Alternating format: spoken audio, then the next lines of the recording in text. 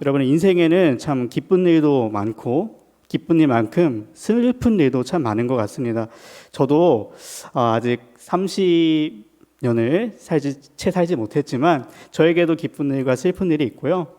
특별히 초등부 친구들에게 물어봐도 일주일 동안 산 얘기를 들어보면 전도사님 기쁜 일도 정말 많았는데요. 학원 숙제가 너무 많고요. 부모님이 이렇게 잔소리 많이 하시고 이러면서 슬픈 일도 이야기 많이 합니다.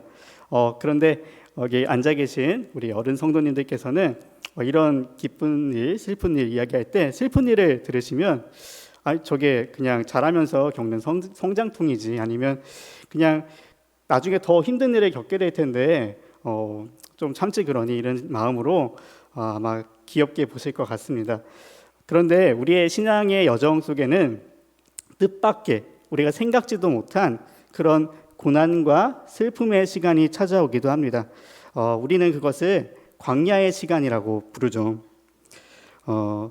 요즘에는 인터넷에 잘 찾아보면 유명한 연예인이나 아니면 기업인, 정치인들, 아니면 강단에서만 봤었던 목사님, 선교사님들의 간증을 참 쉽게 찾을 수 있습니다. 저도 이제 간증을 그렇게 많이 보는 편은 아닌데 인터넷에서 이렇게 딱 올라오는 것들을 잘 보다 보면 정말 그냥 겉모습으로 봤을 때는 그분들이 정말 대단해 보이고 화려한 모습도 있고 또 내가 생각하지 못했던 그런 것들이 있는데, 그 안에 광야의 시간을 통해서 하나님께서 다듬으시고 정말 이 사람을 크게 쓰시기 위해서 하나님께서 일을 하셨구나라는 것을 그분들의 입술의 말씀을 통해서 우리는 깨닫게 됩니다. 그리고 그것이 공감이 되고 그것이 도전이 될 때 우리 삶에도 하나님께서 그러한 간증거리들을 마련해 주시고 우리의 입술을 통해서 이야기하게 하신 줄로 믿습니다.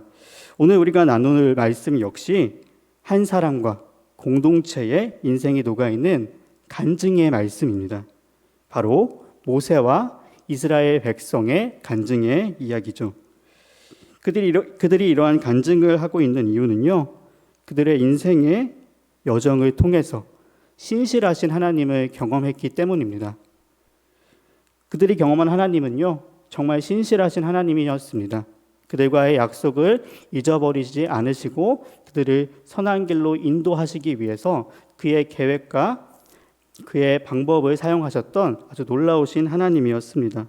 그래서 그들은 그들의 인생의 여정을 통해서 경험한 이 하나님을 꼭 그들의 자손들에게 전하고 싶었습니다.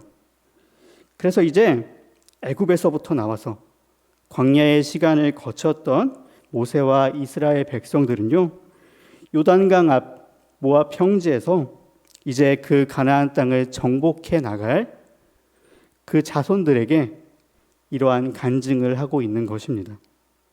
이스라엘 백성들이 거쳐온 광야의 시간을 생각해 볼 때 우리는 특별히 그들의 지도자였던 모세의 이야기에 집중해 볼 수 있습니다. 여러분, 이스라엘의 지도자 모세의 삶은 어땠습니까? 애굽에서 고난받는 이스라엘 백성을 구해내시기 위해서 하나님은 특별히 만세 전부터 이 모세를 하나님의 지도자로 세워나가시는 것을 계획했었습니다. 모세가 태어나기 전부터 이스라엘 백성들은 정말 애굽에서 많은 고난을 겪고 있었습니다. 애굽 사람들은요, 그들과 함께 살아가던 이스라엘 백성들의 그 수가 많아지자 그들에게 염려함을 느끼고 위기의식을 느끼게 됩니다. 그래서 그들을 더 가혹하게 다루죠. 노예처럼 다루고 가혹한 일에 그들을 내맡깁니다. 심지어 모세는 태어나자마자 그의 목숨을 잃을 뻔하기도 합니다. 그들이 만들어냈던 인구 정책이 무엇이었습니까? 이스라엘 자손들이 태어나면 그 남자아이로 태어나면은 그 아이를 죽이는 것이었습니다. 그래서 모세는 그가 태어나자마자 삶을 살 수도 없을 정도로 그런 위기의 상황을 맞이하게 됩니다. 그렇지만 하나님은 그 모세의 삶을 은혜로 이끄셨습니다. 하나님은 그를 애굽 왕 바로의 딸의 손에 인도되게 하셨고요. 그리고 그의 친어머니인 요게벳을 그의 유무가 되어 그를 보살필 수 있도록 그에게 많은 은혜를 베풀어 주셨습니다. 세상의 계획이 아무리 크게 보여도요, 하나님의 계획을 막을 수는 없습니다. 그렇게 40년을 애굽에서 이 모세가 애굽에서 왕자로서 살면서 그는 자신의 정체성을 발견하게 됩니다. 그 정체성은 자신의 출신이 히브리 출신이라는 것을 알고 이 히브리인이라는 이 정체성을 내가 꼭 책임감을 가져야겠구나 라는 생각을 갖게 되는 겁니다. 그래서 그는 히브리 출신이라는 이 정체성을 결코 가볍게 여기지 않았었습니다. 그는 이 정체성의 책임을 가지고요, 자기가 애굽의 왕자이기 때문에 자신의 신분을 10분 발휘하려고 했었을 것입니다. 왕자의 신분이었던 모세는 얼마든지 이 나라의 정책에 관여할 수 있었을 것입니다. 그리고 자신의 동족인 히브리인들의 그런 어려움을 이겨내게 하기 위해서, 그런 어려움을 좀 덜어주기 위해서 많은 정책에 손을 댔을 수도 있었을 것입니다. 우리의 지혜와 우리의 경험으로도 충분히 생각해 볼 수 있는 아주 좋은 방법입니다. 이건 마치 우리나라의 다문화 가정에서 살고 있는 그런 아이들이나 우리나라에 이민을 온 사람들이 자라나면서 어떤 차별과 이런 것들을 겪고 난 뒤에 그들이 훌륭한 사람이 돼서 정책에 좀 이제 참여할 수 있는 그런 정치인이 되거나 입법자가 되면은 그런 이제 정책에 손을 대는 것처럼 모세도 아마 그런 일을 하고 싶은 마음이 있었을 것이고 정체성에 책임감을 갖고 싶어 했었을 것입니다. 예. 그래서 그의 생각은 이랬을 것 같아요. 그래, 하나님께서 나 모세를 택했다는 게 분명한 것 같아. 나를 애굽의 왕자로 자라나게 해주신 것은 이제 애굽에서 이스라엘 백성들에게 힘을 주게 하시기 위함이야. 나를 통해, 나의 왕자의 신분을 통해 이 애굽의 제2의 요셉의 시대가 열리게 해주실 것이야. 이와 같은 생각은 아마 모세에게 굉장히 매력적인 비전이었을 것입니다. 그러나 하나님의 뜻은 그 세상 애굽에 있지 않았습니다. 하나님의 계획은요, 그 광야를 넘어 있는 가나안 땅에 있었고, 그들을 애굽에서 신실하게 인도해낼 이 애굽의 왕자가 아니라 하나님의 신실한 리더가 필요했습니다. 그리고 원하셨습니다. 하나님은 그래서 모세를 광야로 인도하십니다. 그는 적극적으로 행동하면서 자신의 동족인 히브리인들을 도우려고 했었습니다. 그러나 어떻게 됐습니까? 그 결말은 의도치 않게 애굽의 간수를 죽이게 되고요, 결국 애굽의 땅에서 도망 나오게 됩니다. 그가 도망친 곳은 애굽 왕자의 신분이 전혀 도움이 되지 않는 곳입니다. 그리고 그의 정체성에 동기부여가 전혀 되지 않는 곳입니다. 그곳에서 40년을 지내면서 유목민의 생활에 합류하게 되고요, 그 40년 동안에 자신이 가지고 있었던 그 비전들이 완전히 깨지게 되는 것을 보게 됩니다. 그렇게 자신의 정체성이 완전히 부인되고요, 자신이 가지고 있던 왕자의 신분이라는 그 무기가 부인되고 있었을 때 하나님은 모세를 찾아오십니다.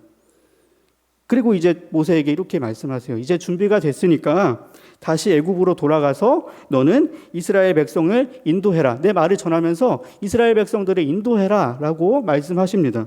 그에게 도전을 주세요. 그런데 우리가 잘 알고 있듯이 모세는 어떻게 하였습니까? 4번이나 그 도전을 부인하고 거절했습니다. 아마 모세의 마음에는 이런 마음이 들었을 것 같습니다. 하나님, 제가 정말 잘 나갔을 때, 제가 왕자의 신분으로 있었을 때, 제가 정체성을 깨닫고 동기부여가 막 불타올랐을 때 그때 부르셨어야죠. 하나님, 저는 그때 아무것도 못했습니다. 그런데 이 광야의 시간 동안에 하나님, 저는 정체성도 잃어버리고 저에게 왕자의 신분이라는 그런 무기도 전혀 없습니다. 그런데 저에게 돌아가서 무엇을 하라는 말씀이십니까? 하나님, 저는 그냥 도망 나온 도망자, 살인자일 뿐입니다. 하나님, 저에게는 아무런 무기가 없습니다. 모세의 거절에는 아마 이러한 생각이 깔려 있었을 것입니다. 그러나 하나님은 너가 지금 생각하고 있는 바로 그 생각이 나의 일, 하나님의 일을 하기 위해서 반드시 필요한 첫 번째 조건이라는 것을 말씀해 주십니다. 여러분, 하나님이 원하시는 것이 무엇이었을까요? 하나님이 원하시는 것은요, 겸손이었습니다. 하나님의 일에 쓰임받기 위해서는 겸손한 성품으로 갈고 닦아져야 합니다. 하나님, 나에게는 지금 내가 의지하고 있었던, 내가 지금까지 최고라고 여겼던 나의 의와 나의 무기가 아무것도 없습니다. 하나님, 나는 아무것도 할 수 없습니다. 나에겐 능력이 없어요. 라고 고백할 때, 그때 하나님은 그가 택한 사람을 자신의 일에 사용하십니다. 모세는 아마 광야 생활 이전에 하나님보다 자신의 신분과 또 자신의 능력을 더 의지하고 있었을지도 모릅니다. 우리 한번 생각해 볼까요? 하나님이 만약에 모세를 광야로 인도하지 않으셨다면 그는 아까 이야기했듯이 애굽의 정책에 관여를 해서 이스라엘 사람들의 짐을 덜어주었을 것입니다. 그리고 나서 모세는 어떻게 되었을까요? 하나님의 리더가 아니라 제 생각에는 이스라엘 사람들의 바로가 되었을 것 같습니다. 이스라엘 사람들의 칭송을 받고 이거 내가 내 의로도 할 수 있구나, 내가 가진 능력으로도 할 수 있구나, 이런 고백을 하는 사람이 되었을 것 같습니다. 그러나 하나님은 자신의 일에 합당한 리더로 모세를 세우시기 위해서 그가 살아온 일생만큼의 시간을 광야의 시간으로 경험하게 하십니다. 그리고 40년 동안 그는 광야에서 자기가 가지고 있었던 모든 무기와 모든 의가 다 깨어지고 허물어지고 소용이 없다는 것을 깨닫게 된 후에 하나님의 부르심을 경험합니다. 아무런 명분과 방법이 없다고 느꼈을 때 하나님은 모세에게 드디어 그의 말씀의 능력의 지팡이를 주셨고요, 그의 동역자 아론을 붙여주십니다. 광야의 시간을 보낸 모세는 이스라엘 백성들을 이끌고 홍해로 가죠. 그리고 이스라엘 백성들과 함께 또다시 40년 정도의 광야의 시간을 또 살아갑니다. 여러분, 광야는 어떤 곳입니까? 광야, 정말 위험한 땅입니다. 우리 15절 말씀 아까 읽었었는데 15절 말씀처럼 불뱀과 전갈이 아주 가득하고요, 위협이 항상 있고요, 어딜 가나 안전하지 않은 곳이 광야입니다. 약탈자들이 어디서 나타날지 모르고요, 어디서 파놓은 함정이 나타날 수 있을지도 모릅니다. 생활의 필수적인 것들은 어떻습니까? 생활의 필수적인 것들 아무것도 없는 그곳이 바로 광야입니다. 그러니까 광야에 있다 보면요, 광야에서 이제 주변을 바라보면 나에게 아무것도 없는 것처럼 느껴집니다. 그리고 불평할 거리들만 늘어납니다. 약속의 땅이 보이지 않아요. 하나님이 약속해 주셨던 가나안 땅이 보이지 않아요. 불평할 거리들만 내 눈에 앞에 보입니다. 아마 이스라엘 백성들이 홍해를 나올 때 환호성을 질렀을 것입니다. 이스라엘 백성들을 뒤쫓는 그 애굽의 병사들이 하나님의 말씀 앞에, 하나님의 능력 앞에 다 물에 잠겼을 때 그들은 환호성을 질렀을 것입니다. 그런데 광야의 시간이 찾아왔어요. 광야의 시간, 자신들이 원했던 시간이 아닙니다. 자신들이 생각하고서 계획했던 시간이 아닙니다. 그 광야의 시간을 바라보면서 이 사람들이 무엇을 느꼈을까요? 아마 불평거리들과 그리고 앞에 보이는 것들, 혹은 내가 뒤를 봤을 때 애굽에 있었을 때의 좋은 행동들이 기억나게 될 것입니다. 그렇게 이스라엘 백성들이 하나님을 잊어갑니다. 제 생각에는요, 하나님을 잊고 싶어 했을 것입니다. 왜냐하면 하나님이 없다고 생각하면요, 광야의 것들만 보이거든요. 광야의 것들만 보게 된다면 이 사람들은요, 자기의 의를 더 내세우고 싶어 하는 마음이 더 간절해집니다. 그리고 그게 옳다고 생각하게 됩니다. 애굽으로 돌아갔었으면, 애굽에서 나오지 않았었으면 이런 고생 안 해도 되는데 하나님 너무하신 거 아니신가? 내가 하나님께서 만약에 애굽에서 하나님의 나라를 세워주셨으면 이런 고생 안 해도 되는 건데 너무하신 거 아닌가? 그렇게 불평할 거리들이 늘어나게 됩니다. 이스라엘 백성들의 시야는 좁아지고요, 하나님의 시선을 회복하기 어려운 시간 가운데 살아갑니다. 우리의 신앙도 이와 비슷한 것 같습니다. 믿음을 가지고 처음 신앙 생활을 시작할 때 내가 했던 기도가 응답이 되면 원대한 비전을 꿈꾸게 됩니다. 그런데 때때로 아직 하나님의 뜻을 바라보는 시선에 훈련이 되지 않았기 때문에 그 비전이 하나님의 뜻이 아니라 하나님은 없고 나의 의가 가득하고 나의 비전이 가득한 그런 비전이 될 때가 있습니다. 애굽의 10가지 재앙이 일어났을 때 이스라엘 백성들은 아까 이야기했던 것처럼 충분히 애굽을 벗어나지 않고도 그 땅에 하나님의 나라가 이루어질 수 있을 것이라고 믿었을 것입니다. 재앙을 내리시는 하나님이 애굽을 저렇게 심판하시는데 바로가 꼼짝 못하는데 좀 더 편한 마음과 생각으로 우리 나가서 고생하지 말고 이곳에 하나님의 나라 세웠으면 좋겠다라는 생각 충분히 가질 수 있었을 것입니다. 그러나 하나님은 애굽 땅에 하나님의 나라를 세우지 않으셨죠. 왜냐하면 그의 시선과 그의 계획은 가장 그의 백성들에게 적합한 가나안 땅을 향해 있었기 때문입니다. 그리고 그 땅에 들어가기 위해서는 그들에게 반드시 준비되어야 할 것들이 있었기 때문입니다. 그런데 이스라엘 백성은 광야의 시기 동안에 자신들이 원했던 방법이 아니다 보니까 하나님을 잊게 됩니다. 상황이 그렇게 만든 것일 수도 있습니다. 상황이 그렇게 만들었다고 믿는 게 오히려 마음이 편할 수도 있습니다. 그러나 그렇지 않습니다. 하나님이 어떤 한 사람을 그의 계획을 이루시는 도구로 쓰기 위해선 그들이 생각했던 그리고 그들이 옳다고 여겼던 자기의를 향한 그 비전이 반드시 버려져야만 합니다. 그 반드시 버려져야 될 때 하나님만을 의지하는 겸손한 성품으로 훈련받을 수가 있습니다. 광야의 시기 동안에 우리는 세상의 시선에서 하나님의 시선을 바라볼 수 있는 훈련을 또한 배우게 됩니다. 여러분, 광야는 어떤 곳입니까? 광야는 지나가는 곳입니다. 마지막엔 가나안 땅이 있죠. 가나안 땅을 향해 지나가는 곳입니다. 약속은 광야에 있는 것이 아니라요, 가나안 땅에 있습니다. 가나안 땅에서 이루실 하나님의 계획은 광야를 거쳐야만 이루어집니다. 내 인생에 광야의 시간이 찾아왔을 때 먼저 그 끝에 있을 가나안 땅의 소망을 우리가 먼저 바라볼 수 있기를 소망합니다. 그래서 교회 안에는요, 소망의 교제가 반드시 필요합니다.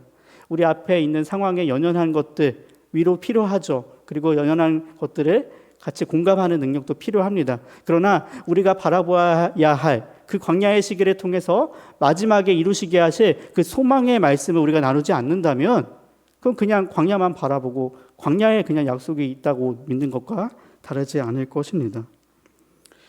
여러분도 잘 아시다시피 예수 전도단에 시선이라는 찬양이 있습니다. 시선이라는 찬양에는 이런 가사가 있는데요. 내게로부터 눈을 들어 주를 보기 시작할 때 주의 일을 보겠네 라는 아주 아름다운 가사가 있습니다. 오늘 말씀에서 가르쳐주는 우리의 삶의 고백이 되기를 소망합니다. 눈앞의 상황에서 나의 상황만을 바라보기보다 주를 바라보고 주의 일을 바라보는 우리 모두가 될 수 있기를 소망합니다. 광야의 시간 동안 그런데 힘든 일만 있는 것이 아닙니다. 광야의 시간이 있기에 우리는 그동안 잊고 있었던 하나님께 감사하는 법을 또 배우게 됩니다. 그리고 하나님의 은혜를 깨닫게 됩니다. 하나님이 베푸시는 은혜는 15절과 16절에서 소개하고 있습니다. 광야는 광대하고 위험하고 불뱀과 전갈이 항상 있으며 물이 없는 그 땅입니다. 그런데 그 땅에서 하나님은 물이 나올 수 없는 곳에서 물이 나오게 하시고요, 이전에 경험하지 못했던 만나로 그들의 삶을 채워주셨습니다. 여러분, 광야는 약속을 바라보고 가는 과정에서 우리가 배워야 하는 훈련인 줄로 믿습니다. 그 과정 속에서 우리는 우리 삶에 하나님을 놓지 않는 법을 배웁니다. 우리 삶에서 하나님을 놓지 않는 그 방법을 배우게 되는 겁니다. 하나님을 붙잡을 수밖에 없어요. 내 스스로 할 수 있는 무엇인가가 아무것도 없는 것이 광야의 시간이기 때문입니다. 11절부터 14절까지 모세와 이스라엘 백성들은요, 그들의 자녀들에게 경고합니다. 광야는 그 약속의 땅을 차지하는 훈련이지만 이제 그들의 자녀들이 해야 하는 훈련은 약속의 땅 가나안을 차지하고 그 땅에서 하나님 나라의 거룩한 백성으로 살아가야 되는 훈련을 해야 됐었습니다. 그 훈련을 해야 됐기 때문에 이 이스라엘 백성들과 모세가 신명기를 통해 말하는 이 간증의 말씀이 꼭 필요했습니다. 여러분, 화장실 들어갈 때마다 나올 때 마음이 다르다는 말 있죠. 이 간증의 말을 듣고도, 그리고 그 땅을 차지하고 축복을 정말 많이 받았습니다. 정작 근데 그렇게 축복을 받았는데 정작 그 땅을 주신 하나님을 외면하고 자기 의에만 빠져서 산다면, 자기 사랑에만 빠져서 산다면, 자기 욕심을 이루기 위해서만 빠져 산다면 그것은 축복이 아닙니다. 그것은 저주입니다. 여러분, 사사기의 말씀 기억하고 계실 겁니다. 실제로 가나안 땅을 차지하는 이스라엘 백성들은 결국 자신의 필요와 자신의 소견에 옳은 대로 행동하는 것을 즐겼습니다. 그렇게 자신의 욕망만 좇다가 하나님이 주신 샬롬을 잊어버립니다. 하나님과 자신의 필요를 함께 섬기다 쾌락을 좇는 일에 들어섭니다. 하나님은요, 이제 더 이상 우리의 조상들과 나를 이끄실 하나님이 아닙니다. 그냥 내 취미 생활의 한 부분에 그냥 필요한 사람, 필요한 뿐입니다. 그런 자로 만들어 버립니다. 그러나 광야는 그러한 위험을 미리 알게 해주시는 것입니다. 그리고 내가 멋대로 허용했었던 나의 쾌락도 모두 다 허락되지 않는 그런 곳입니다. 그래서 하나님의 공급을 절대적으로 의존하는 것을 배우게 됩니다. 또한 제때에 필요한 것을 공급해 주시는 하나님의 은혜도 느끼게 합니다. 그래서 이 광야의 시간은 하나님을 놓지 않는 훈련의 시간이 될 수 있습니다. 그런 의미에서 한번 우리 생각해 볼까요? 광야가 없이 내가 원하는 대로 쭉 되는 삶, 내가 원하고 꿈꿨던 대로 쭉 되는 삶, 광야가 없어요. 그렇게 원대한 꿈이 이루어졌어요. 그게 축복받은 삶일까요? 그게 축복받은 삶일 수 있습니다. 그런데 하나님이 원하시는 열매를 맺기는 힘들 수가 있습니다. 나무가 크고 이파리가 무성하지만 열매가 없다면 주님께 책망받을 뿐입니다. 헛된 인생을 살지 않기 위해서 우리에게 광야의 시간을 하나님께서 허락하셨을 줄로 믿습니다. 광야의 시간을 그래서 기회로 삼고 하나님을 붙잡는 훈련을 시작해야 합니다. 어떤 분들은 이런 말씀을 들으면 이렇게 이야기합니다. 왜 이렇게 하나님의 말씀, 또 기독교 교회에서는 우리 보고 이렇게 수동적으로 하라고 하시냐? 맨날 하나님의 말씀을 기다려야 되고 참아야 되고 참 이렇게 수동적이냐라고 말씀하는 분들이 있는 줄로 압니다. 그래서 적극적으로 하는 일 없이 왜 이렇게 기다려야만 되나요? 이렇게 하시는 분들이 계신데요. 그러나 하나님이 이렇게 광야를 통해서 우리를 낮추시는 이유가 있습니다. 우리 16절 하반절을 함께 읽어보기를 원합니다. 네, 시작. 이는 다 너를 낮추시며 너를 시험하사 마침내 내게 복을 주려 하심이었느니라. 아멘. 하나님이 광야를 통해 주시는 복은 믿음이 없이 바라보기 참 힘듭니다. 어마어마한 축복을 주셨어도요, 이 삶이 내 믿음으로, 하나님 주신 내 믿음으로 해석이 되지 않는다면 그거는 열매를 맺지 못하게 하는 장애물일 뿐입니다. 믿음이란 주님이 나를 위해 일하시고 계신 것을 믿고 의지하는 것입니다. 그런 의미에서 우리의 행동은 오히려 더 적극적일 수가 있습니다. 왜냐하면 주님께 붙어 있으려고 적극적으로 노력하지 않으면, 주님께 붙어 있기 위해서 적극적으로 매달려 기도하고 주님의 말씀을 붙잡는 훈련을 하지 않으면 하나님의 시선으로 세상을 바라보고 삶 가운데 하나님을 놓지 않는 그런 훈련을 감당하기 버겁기 때문입니다. 요한복음 15장에서 예수님은 이렇게 말씀하셨습니다. 내 안에 거하라, 나도 너희 안에 거하리라. 가지가 포도나무에 붙어있지 아니하면 스스로 열매를 맺을 수 없음같이 너희도 내 안에 있지 아니하면 그러하니라. 아멘. 열매는 주님과 함께할 때, 주님과 연합할 때 맺어지기 시작합니다. 절대 가지인 우리 스스로 열매 맺을 수 없습니다. 말씀이신 주님이 내 안에 거하고 나도 그의 안에 거하는 삶만이 하나님이 원하시는 열매를 맺게 됩니다. 사실 이스라엘 백성들도요, 잘 생각해 보면 광야에서 숱하게 넘어지고 깨졌습니다. 그들이 그 모든 것을 통과했기 때문에 이렇게 자랑스럽게 후손들에게 이야기하고 있는 것이 아닙니다.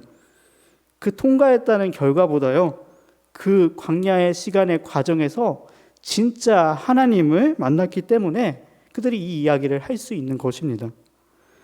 광야를 거쳤어도 그 하나님을 내가 정말 이 광야의 시간 동안에 만났습니다. 이 하나님이 나의 하나님 되십니다. 나를 인도하셨습니다. 라는 간증이 나오지 않는다면 그는 광야의 시간을 겪으면서 인내했으나 속사람은 변하지 못하고 하나님이 누구신지 알지 못하고 그렇게 연단에 실패한 자일 뿐입니다. 믿음과 간증은 시험에 통과한 자가 하나님의 살아계심을 입증하는 확인서와도 같습니다. 우리는 그 확인서를 또 누구를 통해 알 수 있나요? 다윗을 통해 알 수 있습니다. 다윗은 정말 하나님이 크게 쓰시기 위해서 준비했던 사람이었던 것 같습니다. 다윗의 이야기를 잘 들어보면 다윗은 정말 많은 광야의 시간을 거쳤거든요. 정말 많은 광야의 시간을 거치면서 깨어지고 또 깨어졌습니다. 그가 블레셋 장수 골리앗을 이기고 돌아왔었을 때 그에게는 예비하신 왕의 대로가 있는 것이 아니라요, 사울 왕에게 쫓기면서 그의 목숨을 부지해야 되는, 그의 목숨이 언제 끊어질지 모르면서 도망 다녀야 되는 그 광야의 시간을 걸었습니다. 그러다가요, 블레셋에, 자신의 원수 국가였던 블레셋에 들어가서 미친 채 해야만 살아남을 수 있는 그 환경을 경험하게 됩니다. 자신의 철저한 실패를 경험하게 되고요, 자신의 철저한 무너짐을 경험하게 됩니다. 그러나 그 광야의 시간 동안 그가 한 가장 훌륭한 일은 무엇이었습니까? 주님의 말씀 놓지 않는 것이고 하나님을 붙드는 삶이었습니다. 자기를 의지하지 않았고요, 하나님이 이끄시는 그곳의 예배자가 되었습니다. 우리도 광야에서 예배하는 훈련을 배웁니다. 상황에 연연하는 그런 예배자가 아니라요, 다윗처럼 환난 중에도 기뻐하고 곤경 중에도 예배하며 하나님께 찬양 드릴 수 있는 바로 그 예배를 배우게 됩니다.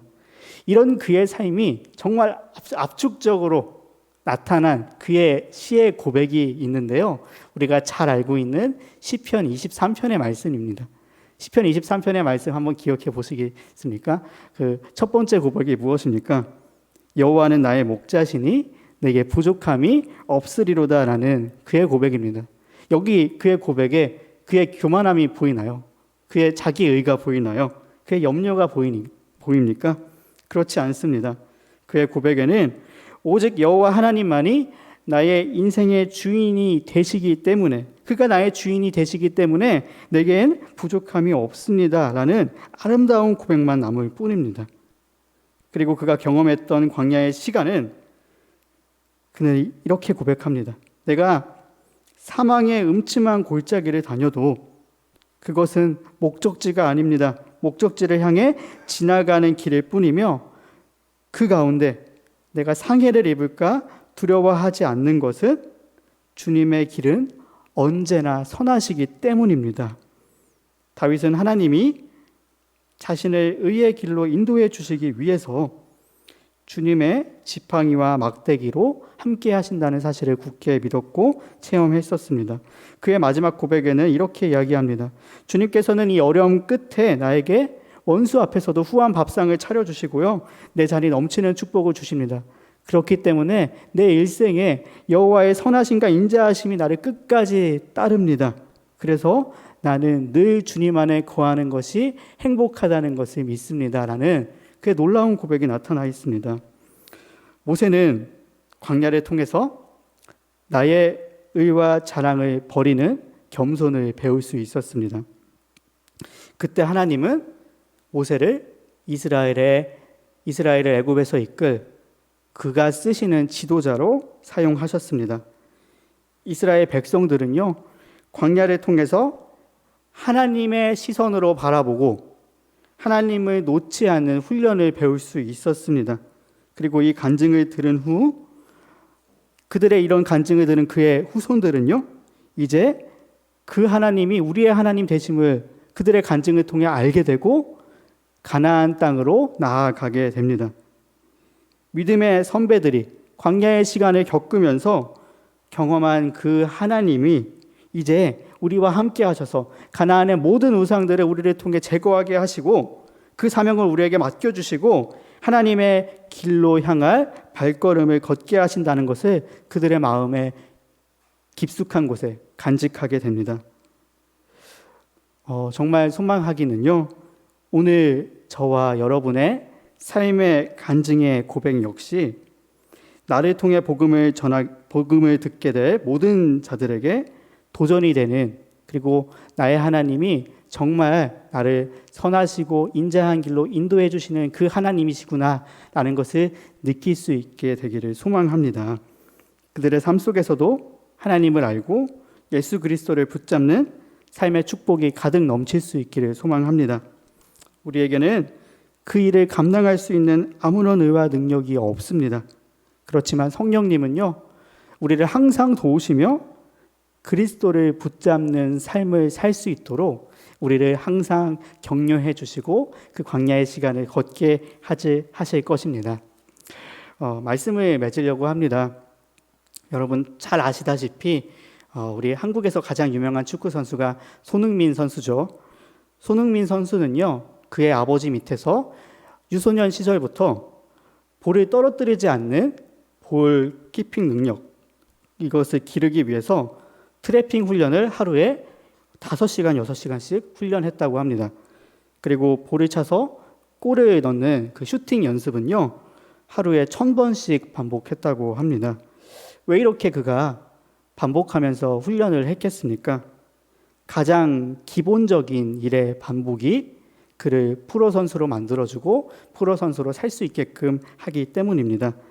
그리스도를 붙잡는 가장 기본적인 훈련은 말씀을 붙들고 삶에서 주님을 놓지 않게 기도하는 삶입니다. 그러니까 리프팅을 여러 번 하면서 떨어뜨리지 않는 볼이 골을 하나를 만들어내는 패스와 드리블이 되듯이 말씀을 보고 듣고 가까이 하는 이 훈련은 그 말씀이 나의 삶을 해석하는 원동력이 되게 합니다. 그리고 하나님이 원하시는 일에 쓰임받기 위해선 그의 마음을 알아야 되는데요. 그 하나님의 마음을 알기 위해선 내 마음의 소원과 나의 의를 끊임없이 부인해야 됩니다. 그런데 그렇게 할 수 있는 힘이 우리에게는 없죠. 그래서 우리에게 필요한 것은 무엇입니까? 항상 주를 바라보며 주님의 뜻을 구하는 기도를 하는 삶을 살아가는 겁니다. 오직 기도 외에는 그런 이유가 나갈 수 없기 때문입니다. 사랑하는 성도 여러분, 광야의 시간을 혹시 걸어가고 계십니까? 아니면 아직 찾아오지 않는 이 광야의 시간 앞에서 두려워하고 계십니까? 염려하고 계십니까? 광야는 나의 약함과 나의 부족함을 아시는 주님께서 나를 쓰시기 위해 지나가게 하시는 아주 놀라운 축복의 과정입니다. 실패하고 또 실패하고 그러면서 인내와 연단을 배우는 그런 훈련의 과정입니다. 그러나 그 땅의 끝에는, 그 광야의 시간 끝에는 반드시 하나님이 약속하신 약속과 소망이 있는 줄 압니다. 광야에 있을 때, 여러분이 광야에 있을 때 광야에 놓인 것들, 광야 주변에 있는 것들, 불평거리들만 바라보지 마십시오. 그리고 뒤를 돌아보면서 애굽을 바라보지 마십시오. 내가 그동안 의지했던 나의 의와 내가 그동안 나의 의를 통해서 가졌던 그 행복을 바라보지 마십시오. 주님을 붙잡고 말씀과 기도로 하나님께 가까이 하시기를 원합니다. 그렇게 말씀을 반복하고 기도하다 보면 우리는 어느새 광야에서 광야만을 바라보고 애굽만을 바라봤었던 그 시선을 주님께 올려드리게 될 것입니다. 그리고 하나님이 주시는, 나는 아직 모르지만 하나님께서 나를 통해 원대하게 이루실 그 계획을 바라볼 수 있게 될 것입니다. 나를 위해 한순간도 쉬지 않고 일하시고 계신다는 그 은혜가 우리에게 가득할 때에 우리 삶의 간증들이, 우리 삶에 전할 수 있는 하나님의 말씀들이 나를 통해 복음을 듣게 하는 자들에게, 또 그 광야의 시간을 걷게 되는 자들에게 큰 도전과 힘이 될 줄로 믿습니다.